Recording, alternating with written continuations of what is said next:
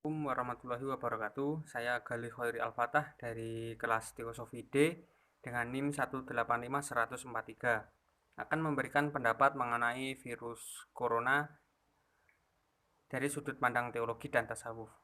Virus corona yang awalnya hanya bersifat endemik di Wuhan, Tiongkok, kini sudah mewabah menjadi pandemik yang mengancam bangsa manusia di planet bumi ini. Tentu ini bukan masalah sederhana. Kekuatan COVID-19 ini bisa jadi bukan dari daya bunuhnya, tetapi dari daya tularnya yang sangat cepat dan sulit dikontrol. Penanganan dan antisipasi tentu harus mengikuti prosedur penanganan dan antisipasi sesuai dengan kaidah hukum alam.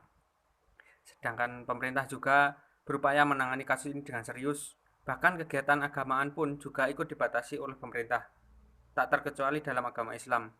Ada dua pandangan tanggapan dari suatu kaum, diantaranya kaum Jabariyah dan Qadariyah. Aliran Jabariyah.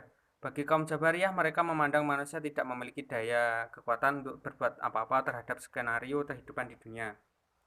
Semua setelah digariskan dan ditentukan oleh Allah Subhanahu wa taala. Dalam pandangan faham ini, jika seorang terkena terinfeksi corona, itu karena memang telah tergariskan oleh Tuhan seperti itu dan bukan karena orang itu tidak waspada, tidak menghiraukan imbauan pemerintah atau karena tidak memakai masker, tapi semata-mata karena Tuhan telah mentakdirkan dia mati karena corona.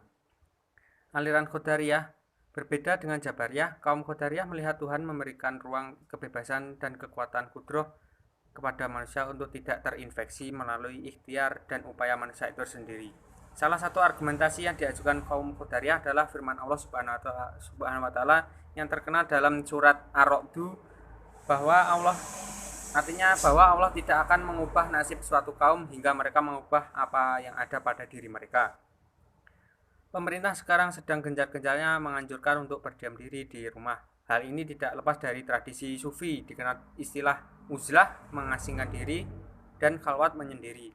Ini khalwat dan uzlah ini yaitu meninggalkan kesibukan duniawi dan melakukan zikir dan tafakur agar memiliki kesadaran yang dalam akan kehadiran Tuhan. Secara fisik, kondisi khalwat adalah sepi, akan tetapi secara batin akan ramai.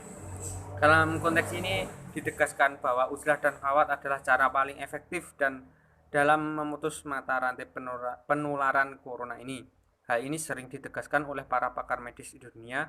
Uzlah dan khalwat dalam konteks ini dimaknai dengan isolasi, social distance, maupun jika diperlukan lockdown. Ketiganya adalah bentuk khalwat dan uzlah dalam konteks tafsir pandemi COVID-19 ini. Sekian dari saya, kurang lebihnya mohon maaf. Wassalamualaikum warahmatullahi wabarakatuh.